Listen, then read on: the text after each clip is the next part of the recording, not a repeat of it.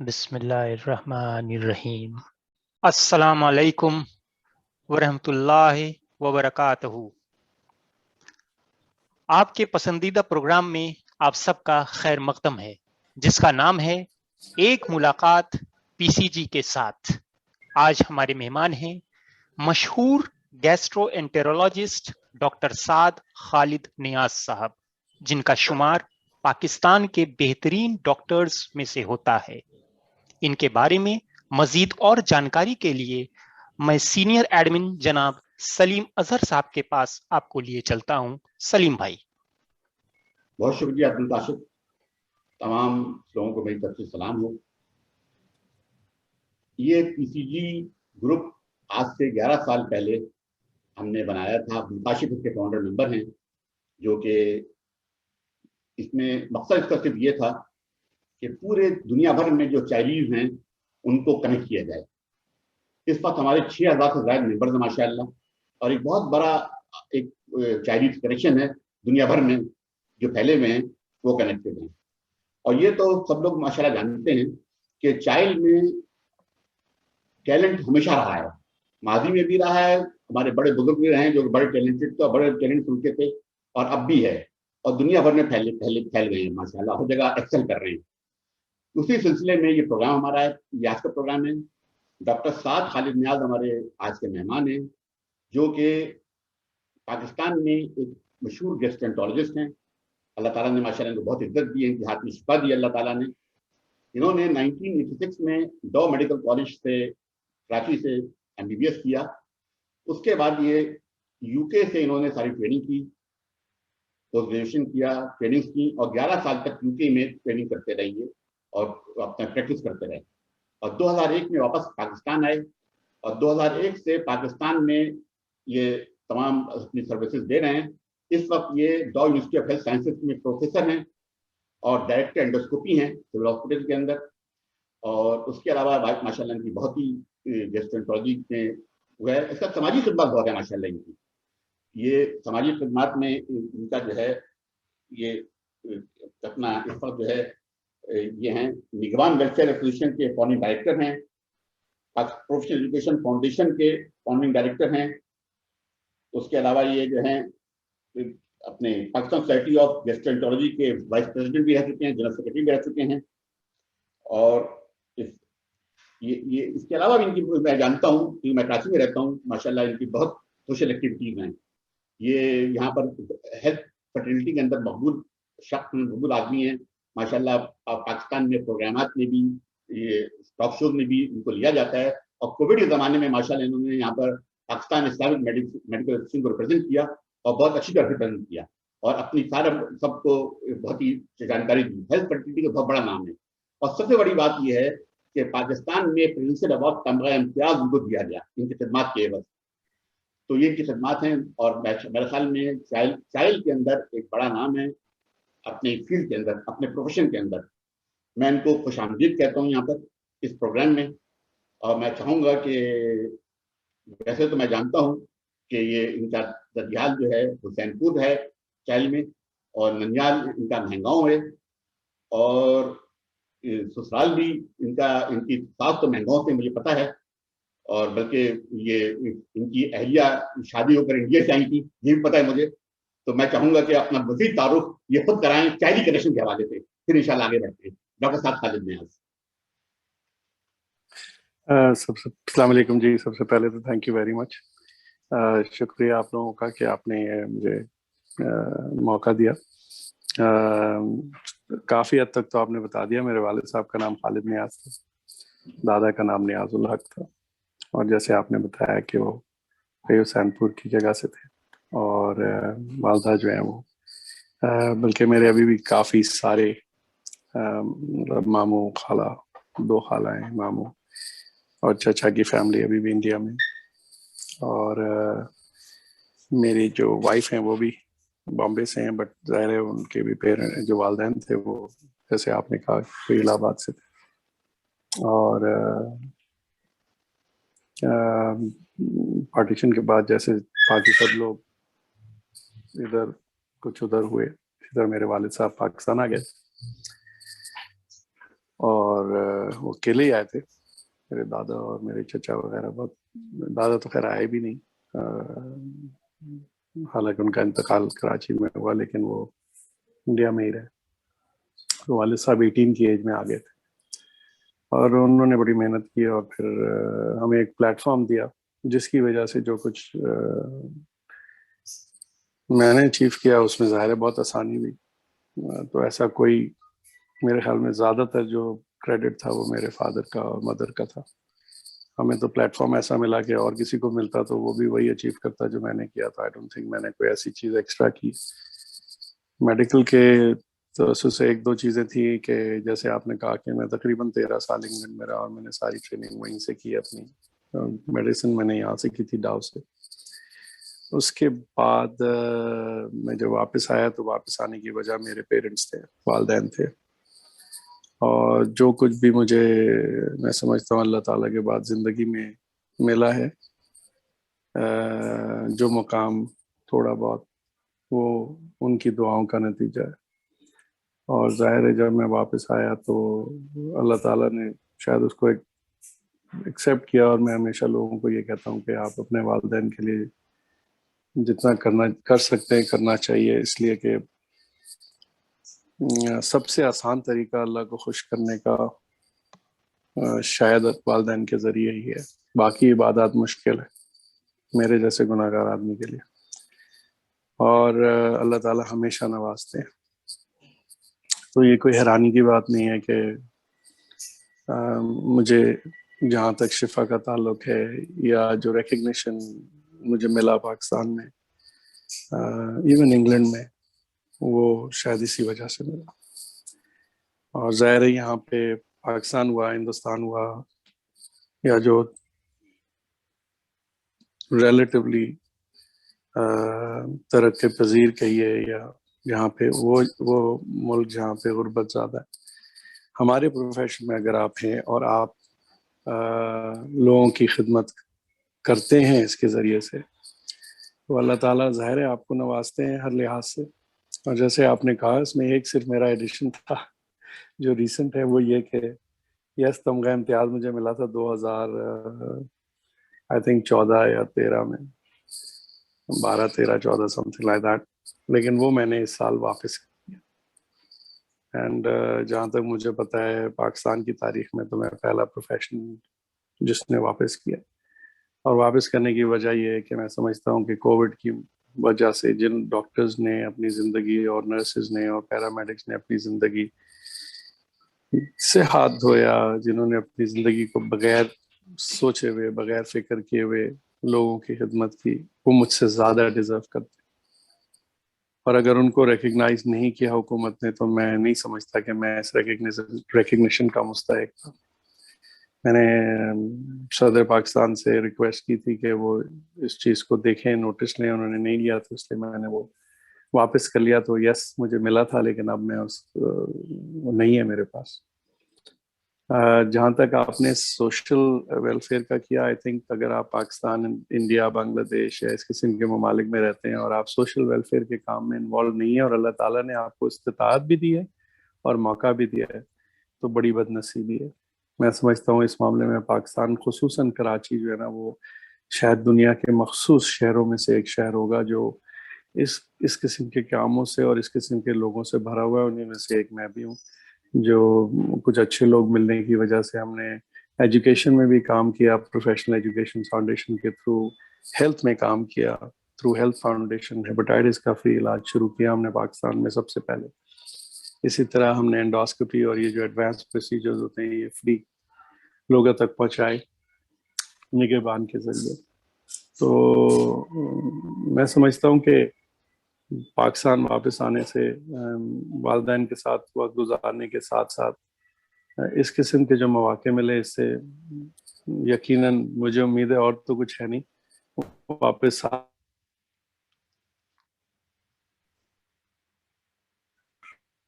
آپ کچھ پوچھنا چاہیں گے تو پوچھیں. جی میں آپ نے خود بتا دیا، یہ ہمارا کوشچن بھی تھا اور یہ ایک بڑا اہم بات تھی جو آپ نے واپس کیا. یہ کوئی لوگ ایسے لوگ ہوتے نہیں دنیا میں جو ایک اعزاز واپس کریں، اور آپ نے یہ کام کیا. کہ جن کو وہ نہیں ملا. آپ نے کہا جب ان کو نہیں مل سکتا تو میں بھی اس لینے کے قابل نہیں ہوں. آپ نے یہ ظاہر کہا ان سے, تو میرے خیال میں اس کی قدر کرتے ہیں. اور پاکستان میں یہ اس پر بہت قدر کی, میں پاکستان میں موجود ہوں اور میں جانتا ہوں کہ اس چیز کی آپ کے لوگوں نے قدر بھی کی ہے, اور یہ اعزاز ملنے سے زیادہ بڑی بات ہوئی ہے کہ بڑا اعزاز آپ کو مل گیا ہے دلوں کے اندر. یہ اہم بات یہ ہے. اچھا, دوسری بات یہ تھی کہ آپ آگے انشاءاللہ عبد القاسم بھی سوالات کریں گے. میں ایک چیز بھول گیا بتا دوں کہ ہمارے گروپ میں جو ہے یہ گروپ میں بھی ویسے آپ کے رشتے دار بہت ہیں اس میں ہوں گے, لیکن آپ کے 4 لوگ ہیں جو بڑے ایکٹیو ہیں گروپ میں. محمد بن خالد قاسم نیاز, احمد بن قاسم نیاز جو آپ کے شہزاد بھائی ہیں, اور سید سیف الاسلام اور سید مظہر الاسلام جو آپ کے خالہ بھائی ہیں, وہ اس گروپ میں بہت ایکٹیو ہیں ہمارے شہر میں. ویسے اور بھی لوگ ایکٹیو ہیں, نام تو بہت سارے ہیں, لیکن 4 نام جو زیادہ ایکٹیو ہیں تو میں نے آپ کہا آپ کو بتا دیا جائے. اور ایک بات آپ نے اپنے والد کے بارے میں بات کی, خالد نیاز صاحب کے بارے میں ہم نے بھی سنا ہے کہ کہتے ہیں تو آپ کے دور کے ہیں, تو خالد نیاز صاحب کا بھی ماشاءاللہ آپ کے جیسے بڑا کنٹریبیوشن تھا کراچی میں. تو بلکہ میں چاہوں گا کہ تھوڑا سا اپنے والد کے بارے میں بتائیں گے وہ کیا تھے, مجھے تو اس میں بھی ہمیں لوگوں کو انٹرسٹ ہوگا, لوگ سمجھیں گے.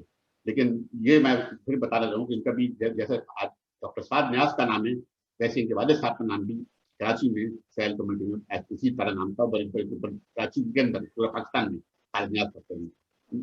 تو اپنا سعد آپ اگر تھوڑا سا اس طرح وسیع جانے پھر اپنے عبد القاسم پر کہیں گے. میں ابو کے تو ذکر جو ہے نا وہ میں اس طرح سے کرتا ہوں کہ دیکھیں جو کچھ بھی میں نے اچیو کیا تھوڑا بہت نا, تو مجھے پلیٹ فارم ہی ڈفرینٹ دیا والد صاحب نے. تو اگر آپ کو پلیٹ فارم ہی اوپر ملے تو آپ نے اگر تھوڑا سا اوپر چلے گئے تو کوئی بڑی بات نہیں ہوتی. اصل چیز ہوتی ہے جو آپ کو کوئی پلیٹ فارم نہیں ملے. جب وہ 18 ایئرس کی ایج میں 1948 میں آئی تھنک 15 اگست کو وہ کراچی آئے تھے, اور 18 سال کی عمر تھی. اس کے بعد انہوں نے یہاں پہ پڑھا. یہاں پہ انہیں ایسی کوئی خاص میجر سپورٹ نہیں تھی. چچا تھے ابو کے, اور ان کا بھی جلدی انتقال ہو گیا تھا. تو انہوں نے اپنی پڑھائی بھی کی, ساتھ میں نوکری کی, گریجویشن کی, ایم اے کیا پولیٹیکل سائنس میں, لاء کیا. لائر بننا چاہتے تھے لیکن پھر چچا کا انتقال ہو گیا. ان کی فیملی تھی, اس کو بھی لک آفٹر کرنا تھا, اپنی فیملی بھی تھی. تو پھر انہوں نے ایس ایم کالج میں لیکچرر کی جاب کی, اور پھر وہاں سے آڈ جابس کرتے ہوئے ایونچولی ان کو پھر بریک ملا فلپس الیکٹرک کی کمپنی پاکستان میں. اور اس کے بعد ابا نے 1960s میں وہ ملا, اور اس کے بعد ابو نے جو ہے پاکستان میں فلپس میں ہی پہلے پاکستانی ڈائریکٹر تھے, اور اس زمانے میں فلپس پاکستان کی سب سے بڑی کمپنیوں میں سے ایک کمپنی تھی, اور وہ بڑا اعزاز تھا. اور انہوں نے اپنی ساری زندگی ایک ہی ادارے میں گزاری. ان کو بڑے آفرز ہوئے جب ایک زمانے میں, مجھے یاد ہے مڈل ایسٹ نیا نیا ہوا تھا, ان کے کچھ کولیگس گئے, اور بھی آپشنس تھے, لیکن میرے والد صاحب نے کہا کہ نہیں, میں نے بس ایک ہی ادارے میں کام کرنا ہے. اور انہوں نے ریٹائرمنٹ کی ایج 58 رکھی تھی. تو جب ان کی ریٹائرمنٹ کا ٹائم آیا تو فلپس نے ان کو کہا کہ نہیں, آپ ابھی نہیں جا سکتے, دس از اے ویری کروشل ٹائم. تو انہوں نے کہا نہیں, جو اصول میں نے بنایا 58 کا, اس پہ اگر میں پہلا پہنچا ہوں تو میں پہلا ریٹائر ہوں گا. تو وہ ریٹائر ہو گئے. انہوں نے زندگی میں مجھے 2-3 چیزیں سکھائیں والد صاحب نے میرے. ایک تو یہ سکھایا کہ جب کوئی موقع ملے کسی کو ہیلپ کرنے کا تو کر دیا کرو, اس سے تمہارا کبھی نقصان نہیں ہوگا. تو وہ کبھی بھی کسی کو, میں نے دیکھا تھا کہ اگر ان کو ہیلپ کرنے کا موقع ملتا تو وہ ضرور کرتے تھے. اینڈ آئی تھنک جو بھی تھوڑی بہت ہیلپ کرنے کی وہ ہے, وہ انہی کے ذریعے, انہی کی میں نے دیکھ کے. دوسرا انہوں نے مجھے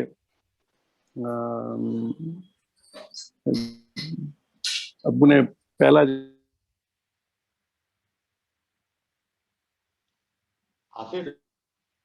جو مجھے یاد ہے جو جگہ بنوائی, پہلی جو جگہ بنوائی تھی ابو نے, وہ اپنے چچا زاد بھائی بہن کے لیے, فیملی کے لیے کروائی تھی. اور میں نہیں سمجھتا کہ آج کے دور میں یہ بڑا مشکل کام ہے, پہلے آدمی اپنا گھر بناتا ہے.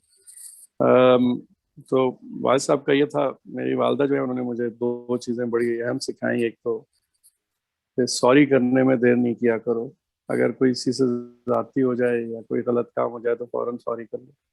میرے خیال میں وہ انہوں نے جو مجھے ایک چیز سکھائی اس سے مجھے بہت فائدہ ہوا ہے. باقی آئی تھنک بڑی سادہ خاتون تھی تو اس سے تھوڑی سی جو ہمیشہ وہ کہتی تھی کہ سادگی سے بہتر ہوتا ہے. حالانکہ میں اس پہ عمل عام طور پہ نہیں کرتا, لیکن بہرحال وہ ایک اندر تو ہے معاملہ.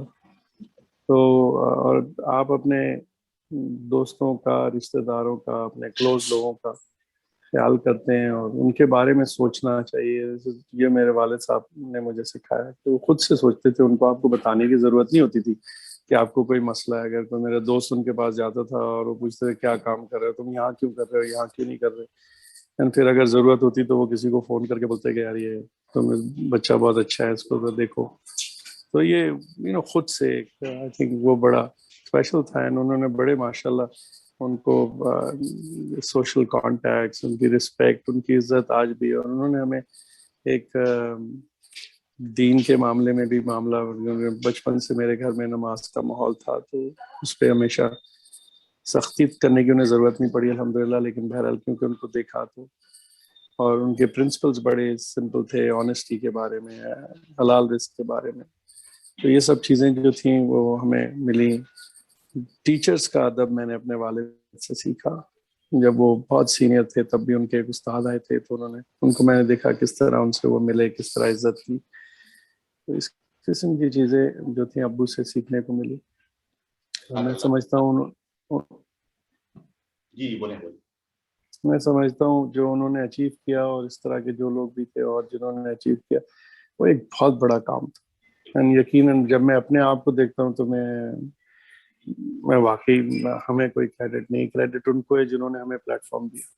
یقیناً خاص طور پر پاکستان آنے کے بعد ہمارے والدین جو ہمیں دیا تو اسی نتیجہ ہے کہ آج یہاں موجود ہیں. یہ عبدالکاشف آپ کوئی سوال کریں. السلام علیکم ڈاکٹر صاحب, آپ کا بہت بہت خیر مقدم ہے ہمارے پروگرام میں.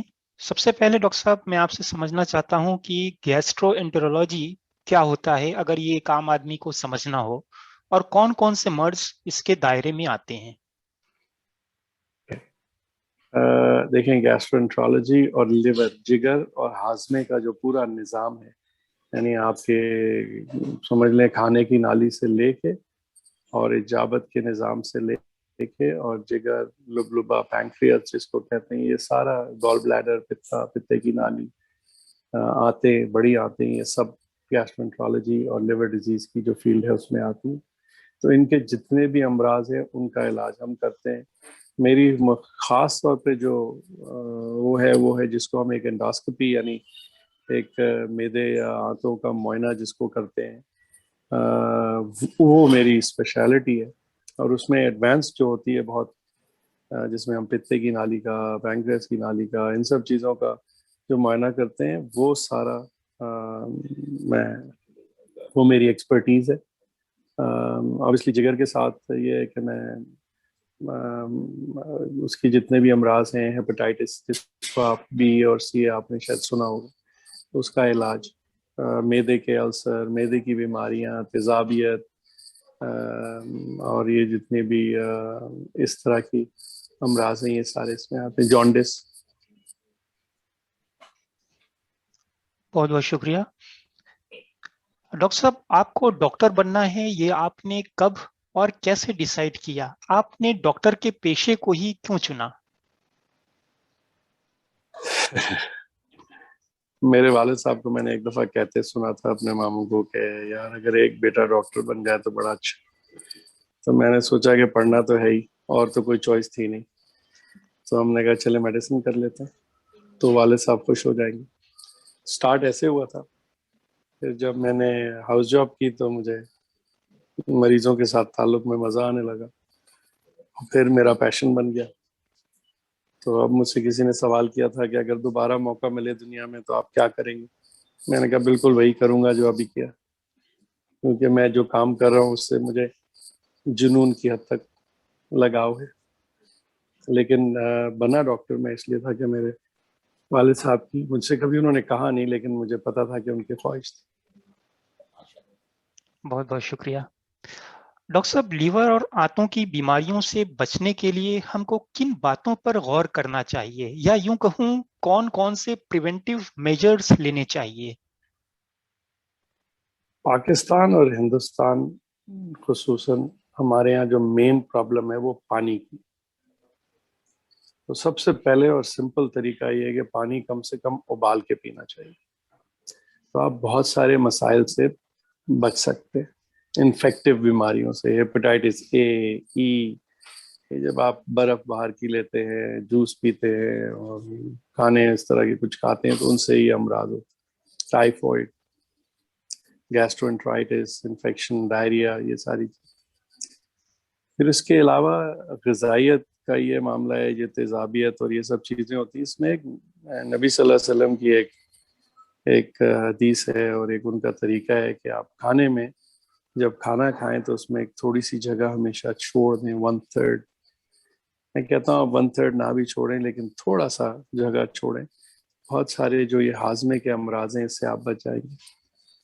اس کے علاوہ ظاہر ہے ہمارے جو کھانے کے طریقے, لیٹ نائٹ کھانا, مقوی غذا ہے, قورمے اور شیرمال اور ساری تلی ہوئی چیزیں, ان کو ہمیں لیٹ نائٹ نہیں کھانا چاہیے, کم کھانا چاہیے. اور ایکسرسائز, وزن کا خیال کرنا چاہیے کیونکہ یہ جو ہیں یہ جگر کے لیے اچھی نہیں ہوتی ہیں اگر آپ کا وزن زیادہ ہو. پھر کچھ امراض ایسے ہیں جو آپ کے ہاتھ میں نہیں ہیں, کینسر ہیں, اس سے آپ بچ نہیں سکتے, لیکن ان کے کچھ علامات ایسی ہوتی ہیں جن کو آدمی کو اگر وہ ہوں تو خیال کرنا چاہیے. یعنی فار ایگزامپل اگر کسی کا وزن کم ہوا ہے اچانک بغیر کوشش کے تو وہ ایک سیریس علامت. اگر کسی کے کھانا کھانے میں نگلنے میں کوئی مسئلہ ہے تو اس کو فوراً رجوع کرنا چاہیے. اگر اجابت میں اسٹول میں بلڈ آیا ہے آپ کے تو وہ اس کو کبھی نظر انداز نہیں کرنا چاہیے. وہ بواسیر ہم نہیں مانتے جب تک معائنہ نہ ہو جائے, کیونکہ وہ ایک علامت سیریس بیماری کی بھی. اسی طرح اگر آپ کو ڈائریا بہت زیادہ ہو رہا ہے, بار بار آپ اجابت ہو رہی ہے, رات کو اٹھنا پڑ رہا ہے, تو پھر آپ کو دکھانا چاہیے کسی. تو یہ کچھ علامات ایسی ہیں. تیزابیت ہے, آپ کی دوا سے ٹھیک نہیں ہو رہی, بڑھ رہی ہے, تو پھر آپ کو ضرور اس کے اوپر اس کو نظر انداز نہیں کرنا چاہیے. جانڈس عام طور پہ 99% جانڈس جو ہوتا ہے وہ پانی اور کھانے کی وجہ سے ہوتا ہے, ہیپاٹائٹس اے اور ای والا, اور اس میں کسی علاج کی ضرورت نہیں ہوتی, کسی پرہیز وریز کی ضرورت نہیں ہوتی عام طور پہ. لیکن اگر وہ جانڈس ہو تو اس میں بہتر یہ ہے کہ دکھا لیا جائے, خاص طور پہ خاص عمر کے بعد, کیونکہ اس کی اور دیگر وجوہات بھی ہوتی ہیں. یہ نہ ہو جیسے ہوتا ہے اکثر لوگ حکیم کے پاس اور ہومیوپیتھ کر کے پھر جب تک ہمارے پاس آتے ہیں تو دیر ہو جاتی. بہت بہت شکریہ ڈاکٹر صاحب. آپ کا ایک انٹرویو دیکھا جس میں آپ نے بتایا کہ ہیپاٹائٹس سی جو ہے وہ ایک لاعلاج مرض نہیں ہے. ہم چاہیں گے کہ اس کے بارے میں تھوڑا PCG ممبرس کو بتائیں. دیکھیں, ہیپاٹائٹس اب کوئی بھی کسی قسم کا ہیپاٹائٹس بھی لا علاج نہیں ہے, ٹھیک ہے. ایک تو ہیپاٹائٹس اے اور ای ہوتا ہے, اس میں کسی علاج کی ضرورت نہیں تھی جو عام جانڈس ہوتا ہے. لیکن بی اور سی کا اب علاج موجود ہے, عام طور پہ 12 ہفتے کا علاج ہوتا ہے, سستا علاج ہے, اور تقریباً 97% لوگ ٹھیک ہو جاتے ہیں. تو وہ بہتر ہے کسی اور علاج سے, اور اس کے سائیڈ افیکٹ بھی نہیں ہیں. بی کا بھی علاج موجود ہے, اس میں آپ کو دوائیں لمبے عرصے تک بہت لمبے عرصے تک دوائیں لینی پڑتی ہیں, جیسے ڈائبٹیز, بلڈ پریشر میں لینی پڑتی ہے, لیکن وہ پھر آپ کو نقصان نہیں پہنچے. تو اور کسی قسم کے پرہیز اور کسی قسم کی چیز ضرورت نہیں ہے. حکمت اور ہومیوپیتھ اور ان سب چیزوں میں معذرت کے ساتھ کوئی اس کا علاج نہیں ہے. اس کے لیے بہتر یہ ہے کہ آدمی جو ہے نا وہ کسی ایسے ڈاکٹر سے رجوع کرے جو اس کا علاج جانتا ہو, اور اگر آپ ایسا کریں گے تو میرے حساب سے اس میں کوئی مسئلہ نہیں. اگر آپ اس کا علاج نہیں کریں گے, دیر کریں گے, تو پھر وہ جگر سکڑنے کا اور سرطان کا اور یہ سب ساری چیزیں ہوتی ہیں, کینسر وغیرہ کا. لیکن عام طور پہ اب ماشاءاللہ اس کا بہترین علاج موجود ہے, اور جگر کے عارضے میں پرہیز کی عام طور پہ ضرورت نہیں ہوتی.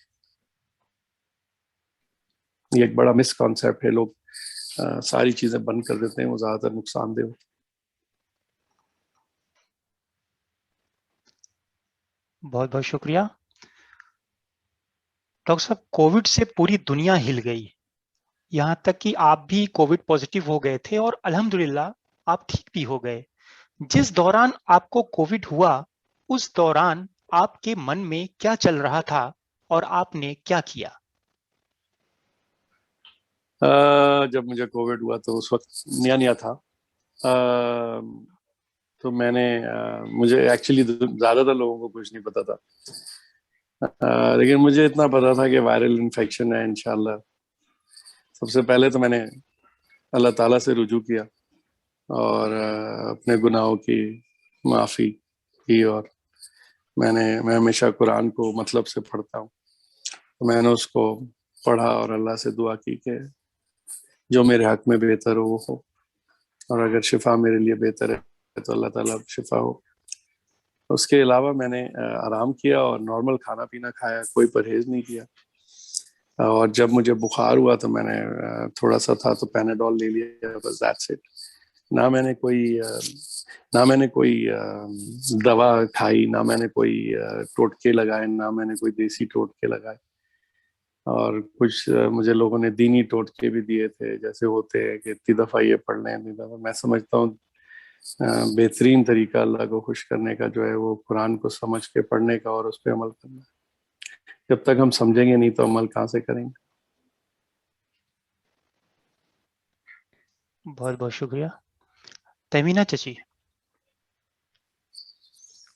السلام علیکم ڈاکٹر صاحب, میرے پاس بھی آپ کے لیے کچھ سوالات موجود ہیں.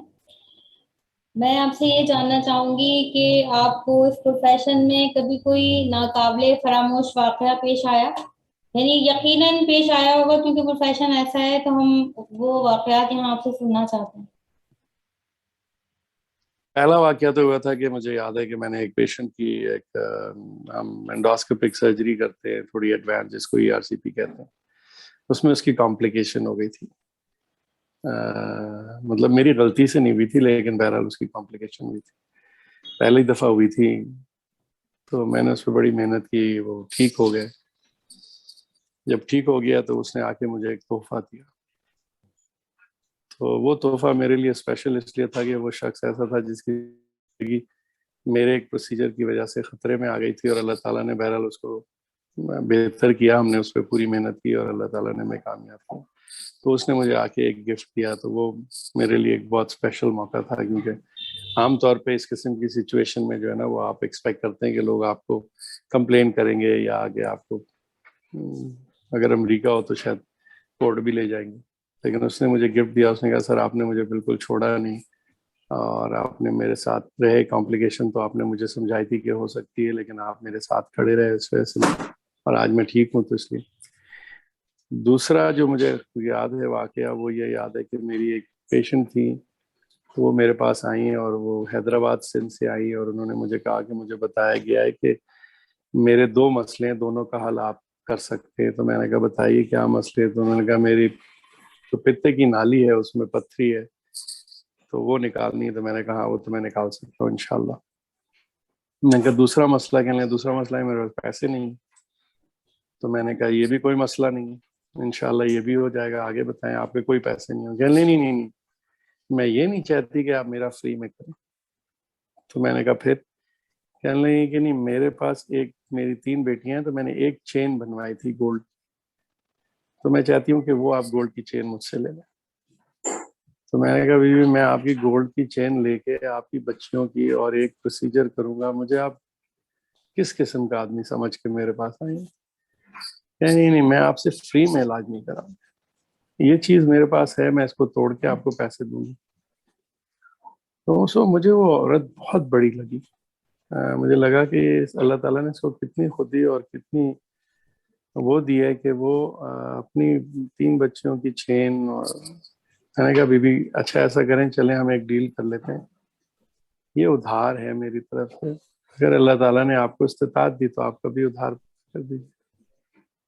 وہ میں کبھی نہیں بھولا, اس لیے کہ وہ جو ہمارے نان افورڈنگ مریض ہوتے ہیں نا, وہ اکثر ہمیں بہت کچھ سکھاتے ہیں. دعائیں تو ضرور دیتے ہیں, لیکن سکھاتے ہیں کہ بڑا ہونا کیا ہوتا ہے. بڑا ہونا انسان کے پاس مال ہو اور وہ 100 کروڑ روپے ہوں اور 50 کروڑ روپے اور 1000 کروڑ ہوں اور وہ 50 دے دے اور اس کے اخباروں میں تصویر آتی ہے, کوئی بڑی بات نہیں. بڑی بات, اور اللہ تعالیٰ کی کتاب میں بھی یہی لکھا ہے, بڑی بات تو یہ ہے کہ آپ اپنی وہ چیز دیں جس کے دینے سے آپ کو تکلیف ہو. اور میں نے اس عورت کو سیکھا, اور وہ آج میرے خیال میں 19 سال ہو گئے, میں بھول نہیں سکتا. اسی طرح ایک مریض میرے پاس آیا تو مجھے کہنے لگا میں آپ کو ایک تحفہ دینا چاہتا ہوں. سندھ سے آیا غریب سا آدمی تھا, وہ ٹھیک ہو گیا, ہیپیٹائٹس سی تھا اس کو, تو ہم نے اس کا علاج کرا دیا. ہمارے مطلب سے کوئی آدمی اگر غریب آدمی آ جائے تو وہ, میرے والد صاحب نے مجھ سے یہ وعدہ لیا تھا کہ جو مجھ سے مل لے گا وہ بغیر علاج کے نہیں جائے گا, اور اللہ تعالیٰ کا یہ بہت بڑا کرم ہے کہ ایسا ہوتا نہیں. اگر کوئی مجھے بتا دے کہ اس کو پیسے کی پرابلم ہے تو ہم اس کا مسئلہ انشاءاللہ اللہ کے فضل سے ٹھیک کر دیتے, مطلب ہم ہیلپ کر دیتے. تو وہ میرے پاس آیا تو مجھے آیا کہ میں گفٹ لے آیا آپ کے لیے. میں نے کہا اچھا لے آؤں. کہنے لگے وہ تو اوپر لے آؤں. میں نے کہا جی کیا ہے گفٹ؟ کہنے میں بکرا لے کے آیا. تو میں نے کہا خدا کو مانو بیٹا میں بکرا کیا کروں گا؟ کہنے سر میرے پاس سب سے اچھی چیز یہی تھی گھر میں تو میں آپ کے لیے لے آیا. تو جو یہ لوگ مجھے یہ سکھاتے ہیں کہ دیکھیں یہ محبت اور دل جو بڑا ہوتا ہے نا وہ یہ ہوتا ہے. دل بڑا ہماری طرح کے لوگوں کا نہیں ہوتا. ہم تو 100 روپے ہوتے ہیں اس میں سے ایک دیتے ہیں تو اس پہ بھی 100 دفعہ جتاتے ہیں. اصل بڑا دل ان لوگوں کا ہوتا ہے. تو جب میں یہ کام کرتا ہوں اور سول میں بھی کرتا ہوں اور میں پٹیل ہاسپٹل بھی جاتا ہوں جہاں پہ ہمارے کافی چیریٹی کا کام ہوتا ہے, وہاں پہ جب لوگ ملتے ہیں اور جو اس قسم کے واقعات ہوتے ہیں نا, اس سے آپ کو زندگی میں پتہ چلتا ہے کہ ایکچوئل آپ اپنے آپ کو بہت کچھ جو سمجھتے ہیں وہ میرے خیال میں آپ کی حیثیت اس دنیا میں اللہ کی نظر میں وہ ہو نہیں سکتی جو ان سب کی ہے. بیکاز یہ اپنے جس کو کہتے ہیں نا اپنے حصے سے اپنے بچوں کی چیزیں نکال کے آپ کو دینے کو تیار ہوتے ہیں. اور میں نہیں سمجھتا کہ جن کو اللہ تعالیٰ نے استطاعت دی ان میں سے ہم جیسے لوگوں میں سے کوئی ایسا ہے جو اپنے بچوں کی چیز نکال کے دوسروں کو دے. یہ سیکھنے والی چیزیں جو میں ان لوگوں سے سیکھتا ہوں شاید ان کو پتا بھی نہیں. جی یہ واقعات سن کے ہمیں بہت اچھا لگا. ایک اور سوال ہے کہ سوشل ویلفیئر فاؤنڈیشن چلانے میں آپ کو کیا مشکلات درپیش ہیں یا عام طور پر کن مشکلات کا سامنا کرنا پڑتا ہے؟ میں نے جب زلزلہ آیا تھا 2000 والا تو اس میں گیا تھا. وہاں پہ میں نے 2 چیزیں سیکھی. ایک یہ کہ جب آپ خالصاً اللہ کے لیے کوئی کام کرنے نکلتے ہیں تو پھر یہ مت سوچے کہ مدد کہاں سے آئے گی. اس پہ یقین کرنے کے مدد آئے گی, لیکن اس میں شرط یہ کہ وہ آپ کا اللہ کی خوشنودی مقصد ہونا چاہیے. اب دوسری چیز میں نے یہ دیکھی وہاں سے تھوڑی سی میری بیٹری فون کی لو ہو رہی تو میں اس منٹ کے لیے آپ کو اسپیکر پہ لوں گا تو I think you will probably not hear me as well but anyway. تو دوسرا میں نے سیکھا ارتھکویک میں کہ جن چیزوں پہ آپ کو بڑا ناز ہے نا, ہم سمجھتے ہیں کہ ہمارا گھر ہے اور یہ کچھ سیکنڈ میں اللہ تعالیٰ واپس لے سکتے ہیں. بچے سب چیزیں میں نے یہ دیکھا ارتھکویک میں کہ جن کے گھر تھے وہ باہر بیٹھے ہوئے, نہ فیملی ہے نہ گھر. اس کے بعد مجھے احساس ہوا کہ نہیں, اور یقین مانے اللہ تعالیٰ کا بڑا کرم ہے. جو بھی ہم نے کام کیا ہمیں کوئی مشکلات, ابھی ہم ایک نیا پورا سیٹ اپ بنا رہے ہیں سول ہسپتال میں, ایک انسٹیٹیوٹ نیا بنایا ہے, گورنمنٹ آف سندھ نے اپروو کیا ہے. میں اس پہ محنت کر رہا تھا. 14 سال سے میں سول ہسپتال میں آنرری سروس پرووائڈ کر رہا ہوں. تو وہاں پہ جب ہم نے ابھی ہمیں ضرورت تھی جتنے بھی پیسے اور جتنی بھی چیزوں کی ضرورت تھی, یقین مانے مجھے تو میرے خیال میں 6 فون کالز 8 فون کالز ہوئے.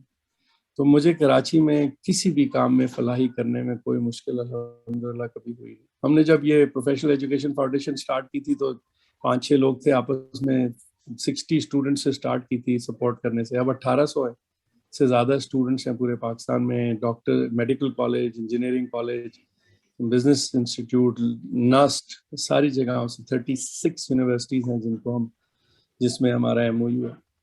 سو یقین مانے کراچی ایک ایسی جگہ ہے, اللہ تعالیٰ نے یہاں پہ بڑی برکت دی ہے. اور صرف ایک چیز کو آپ سمجھ لیں کہ اللہ تعالیٰ خوش ہوں گے کہ خوش کرنے کے لیے کوئی کام میں جب آپ آگے بڑھیں نا تو بس آپ یہ سمجھے مدد آئے گی, کیونکہ میں نہیں کر سکتا کچھ بھی, آپ کچھ نہیں کر سکتے. جو بھی ہوتا ہے وہ ہمارے رب کی طرف سے ہوتا ہے. میں بھی اس میں ڈاکٹر صاحب کو بالکل سیکنڈ کروں گا کہ کراچی میں جو ہے نا، میں نے جو دنیا دیکھی ہے لیکن کراچی میں جو انفاق ہے لوگوں کے اندر، اور ویسے میں نے بھی یہاں پر خدمت کو ہیڈ کیا ہے اور اس چیریٹی میں رہا ہوں میں، لیکن بہت ہی انفاق ہے، اور اتنا انفاق ہے کہ میں سمجھتا ہوں کراچی میں کوئی آدمی بھوکا نہیں سوتا. ڈاکٹر صاحب آپ کی بات سے میں بھی اتفاق کروں گا انشاءاللہ. جناب جی کرنا. جی ایک سوال اور ہے میرے پاس. آپ میرا ڈاکٹر صاحب سن رہے ہیں؟ جی میں سن رہا ہوں. جی جی میں نے سنا ہے یعنی یہاں الہ آبادیوں اور چائلیوں سے کہ آپ کے والد صاحب جو ہیں خالد نیاز صاحب، وہ لوگوں کی بہت مدد کیا کرتے تھے، یعنی ان کا دینے والا ہاتھ ہمیشہ دینے والا ہی رہا. تو اس حوالے سے کوئی واقعہ آپ کے ذہن میں ہو؟ کیونکہ اکثر تذکرہ سنا ہے خالد نیاز صاحب کا کہ وہ لوگوں کی بڑی مدد کیا کرتے تھے.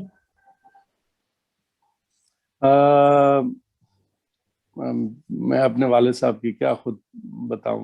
میں تو صرف اتنا بتا سکتا ہوں کہ میں آج تک میرے پاس جو بھی آتا ہے الحمدللہ جب ان کو پتہ چلتا ہے ساتھ خالد نیاز وہ دیکھتے ہیں تو پوچھتے ہیں کہ یار خالد نیاز صاحب کون تھے آپ کے؟ میں نے کہا جی والد تھے. کہنے وہ زبردست آدمی تھے، وہ تو انہوں نے میری بڑی ہیلپ کی اور میں تو بہت مشکل میں تھا. اچھا، میں نے کہا جی میں تو آپ کو جانتا بھی نہیں.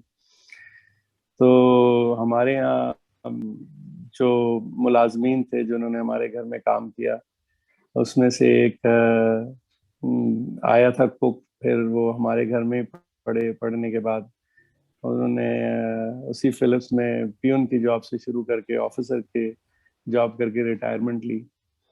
اور میرے حساب سے جو سب سے ابو نے اچھا میں سمجھتا ہوں جو مشکل کام تھا جو قرآن کے حساب سے تھا کہ ان کے جب چچا کا انتقال ہوا تو انہوں نے اپنے ان کے جو سب سے چھوٹے بیٹے تھے وہ 1.5 سال کے تھے اور جو سب سے بڑی بیٹی تھی وہ 10 سال کی تھیں. تو 4 بہنیں تھیں اور ایک بھائی تھے. اور میرے والد صاحب نے ان کو ان کا سرپرست بن کے ان کو ہمیشہ خیال رکھا اور وہ میرے لیے بھائیوں کی طرح میرے گھر میں پلے. چچا جو میرے تھے اور ہیں بلکہ، اور جو میری پھوپھو ہیں وہ بالکل بہنوں کی طرح تھے. میں سمجھتا ہوں جب میں قرآن پڑھتا ہوں اس کو سمجھتا ہوں تو اللہ تعالیٰ نے کہا ہے کہ دیکھیں آپ ان کی والدہ کا بھی انتقال بہت جلدی ہو گیا تھا. 10 سال کے تھے جب چچا ان کا والدہ کا بھی انتقال ہو گیا. میرے چچا ابو کی کزن. تو ابو نے جس طرح اپنے کزنس کا خیال رکھا، اپنے بھائیوں کا خیال رکھا، جس طرح سے وہ لوگوں کی مدد کرتے تھے گھر بنانے میں اور کسی کو بھی کچھ بھی. بلکہ میں آپ کو بتاؤں ہمارے گھر میں جو ایک تھے تو وہ میں ان کو ہمیشہ کہتا تھا تم ابو کو آپ کیوں ناراض کرتے ہو ہر دفعہ؟ کہنے لگے یار آپ کو نہیں پتا ابو کو ناراض کرنے سے بہت فائدہ ہوتا ہے. میں نے کیا فائدہ ہوتا ہے؟ ڈانٹ پڑتی ہے. کہہ رہے نہیں، ڈانٹ کے بعد وہ بلا کے پیسے دیتے ہیں. تو میں ان کو ہمیشہ ناراض اس لیے کر دیتا ہوں، مجھے پتا ہے تھوڑی دیر ڈانٹیں گے پھر بلا کے پیسے دیں گے تو وہ زیادہ فائدہ ہے. لیکن میرے کزنز میرے جتنے بھی ہیں سب جن کی جابز اور بے تحاشا لوگ جو چائلڈس ہیں، I'm sure ان کی جاب والد صاحب کے کیونکہ کانٹیکٹ بھی بہت اچھے تھے، سب کو جانتے تھے، وہ گورنمنٹ میں بھی سب کو جانتے تھے. تو اس وجہ سے وہ اس طرح سے جابز وغیرہ میں کافی لوگوں کی مدد کیا کرتے تھے. بٹ میرے حساب سے جو سب سے امپورٹنٹ چیز تھی وہ یہ کہ انہوں نے اپنی چچا کی فیملی کو ہمیشہ رکھا اور ان لوگوں نے بھی ان کو بالکل اپنے والد کی طرح سمجھا. تو یہ آج کے زمانے میں تو میں کم سے کم بہت کم دیکھتا ہوں اس طرح. اور اپنی سیکریفائس کے ساتھ میں نے کہا نا جی بڑا آسان ہے. میری سچویشن میں جس میں ہوں آج، اگر آج مجھے کوئی کہے کہ جی مجھے کسی کی ہیلپ کرنی ہے ٹھیک ہے، میرے گھر پہ تو کوئی فرق نہیں پڑے گا. لیکن جب آپ اپنے گھر کی چیز، اپنے بچے کی چیز شیئر کریں، اپنے گھر کو شیئر کریں، اپنی سوشل لائف میں اس سے افیکٹ اس کا ہو، آپ کی فائنینسز پہ، آپ کی خرچے میں اس پہ افیکٹ ہو، تو وہ بڑا مشکل کام ہوتا ہے چاہے وہ کوئی بھی کرے. میں سمجھتا ہوں کہ جو آج ہم کو اللہ تعالیٰ نے برکت دی ہے، جو مقام دیا ہے مجھے یا میری فیملی میں باقی بہن بھائی، وہ سارا میرے والد صاحب کی یہ اس قسم کی چیزیں تھیں جس کو اللہ تعالیٰ نے برکت دی ہمیں. میں خود اپنے آپ کو بالکل نہیں سمجھتا. میرا پروفیشن ایسا ہے تو اس وجہ سے ظاہر لوگ، لیکن میں نے کوئی ایسا کام کیا نہیں جس کو میں کہوں والد صاحب کے مقابلے میں. جی آپ سے ایک آخری سوال اور کروں گی اور پھر کاشف بھائی یا سلیم بھائی جو اس انٹرویو کو آگے بڑھانا چاہیں گے وہ بڑھائیں گے. آخری سوال میرا یہ ہے کہ آپ کو اردو زبان و ادب سے کوئی دلچسپی رہی، شاعری سے، نثر سے، پڑھنے لکھنے سے؟ کیونکہ آپ سائنس کے طالب علم رہے، تو بس ایک سوال ہے میرا کہ اس حوالے سے کوئی دلچسپی ہے تو ہمیں بتائیے۔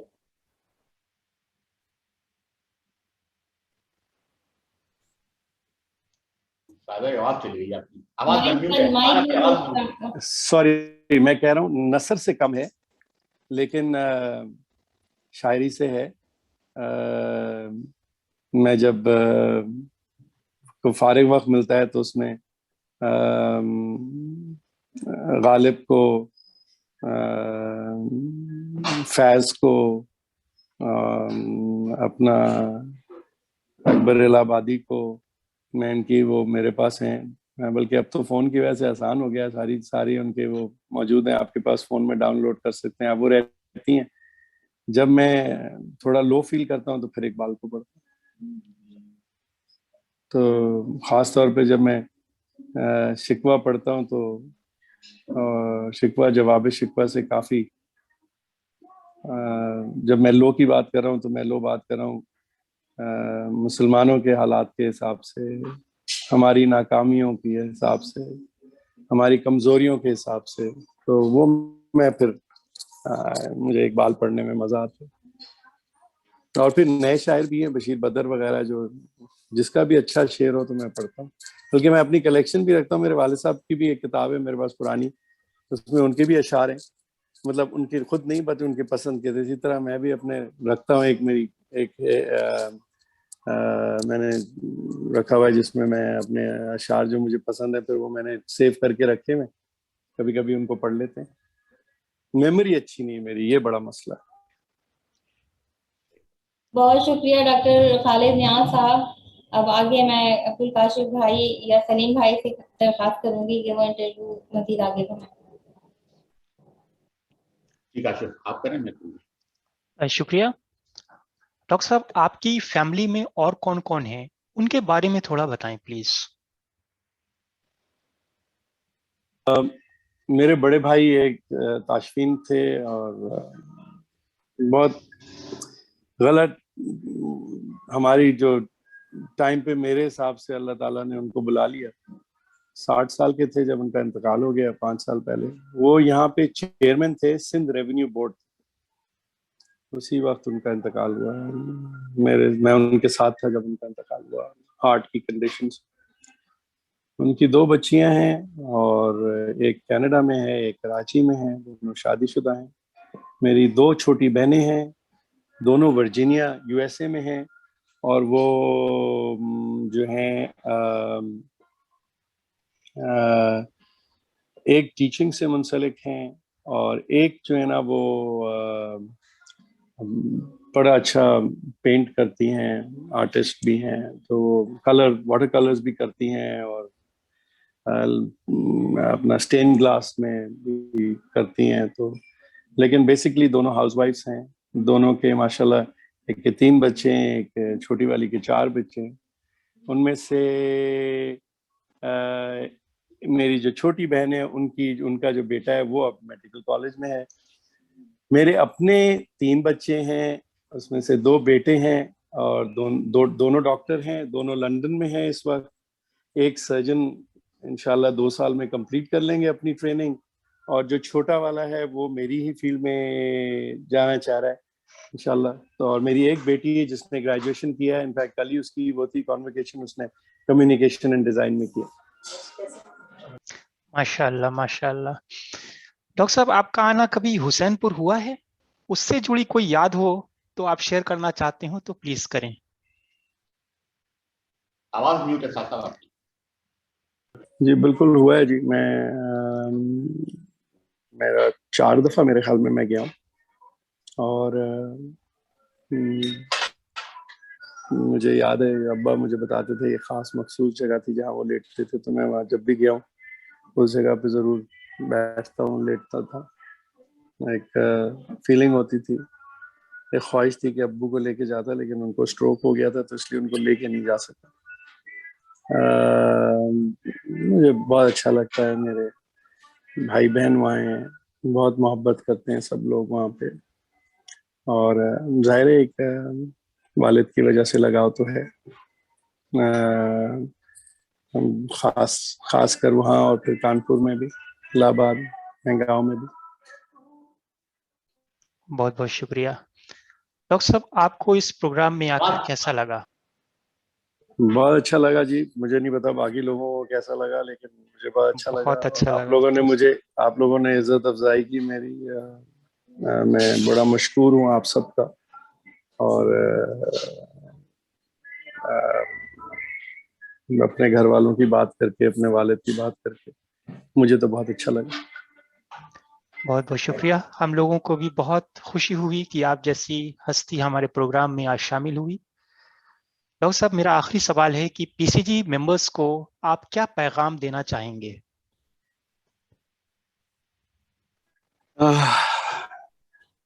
خاص طور پر ینگ ممبرس کو۔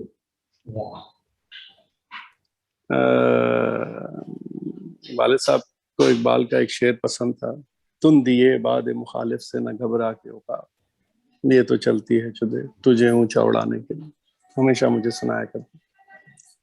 تو یہ جوانوں کے لیے تو یہی ہے کہ تو شاہی ہے بسیرا کر پہاڑوں کی چٹانوں، تو آپ جو سوچ لیں جو آپ نے کرنا ہے، بس ایک چیز کا خیال رکھیں کہ سب سے امپورٹنٹ چیز اللہ سے تعلق، اور اللہ سے تعلق کا بہترین طریقہ اللہ کی کتاب کو سمجھ کے پڑھنا۔ آج کل وہ بہت آسان ہو گیا، پچھلے دور میں اتنا آسان نہیں تھا۔ اس کو پڑھیں، اس کو سمجھیں، اور سمجھ کے اس میں جتنا عمل کر سکتے ہیں کریں، جتنا لوگوں کو ہیلپ کر سکتے ہیں کریں، یقین مانیں واپس آئے گا، سب آئے گا۔ بہت بہت شکریہ ڈاکٹر صاحب، آج آپ جیسی شخصیت بطور مہمان اس پروگرام میں آئی، اپنا قیمتی وقت دیا، اس کے لیے آپ کا بہت بہت شکریہ۔ آپ اسی طرح اپنے خاندان کا، اپنی کمیونٹی کا، اپنے ملک کا نام روشن کرتے رہیں، اور آپ کے ذریعے اللہ سبحانہ تعالیٰ مریضوں کو شفا عطا فرمائے، آمین۔ اب وقت ہو چلا ہے آپ سب سے آمین۔ ودا لینے کا۔ امید کرتا ہوں آپ سب کو آج کا پروگرام پسند آیا ہوگا۔ آپ سب سے اجازت چاہوں گا، اگلے ایپیسوڈ میں انشاءاللہ ہم ایک نئے مہمان کے ساتھ حاضر ہوں گے۔ تب تک کے لیے اللہ حافظ۔ جزاک اللہ۔